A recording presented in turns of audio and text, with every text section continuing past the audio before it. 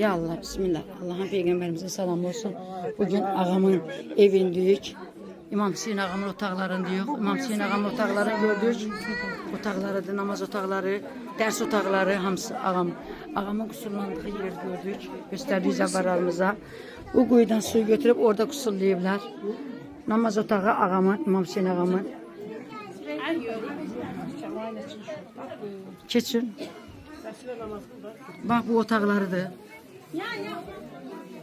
Allah'ım bu otaqların ətrindən, gözəlliyindən, ağamın ziyarətindən, şəfayətindən bizlər əski eyləmə. Amin. Ya Allah, hərəkət. Gedirik, ya Allah qəbul eləsin. Allah qəbul eləsin. Ya Allah. Ya Allah, Allah qəbul eləsin.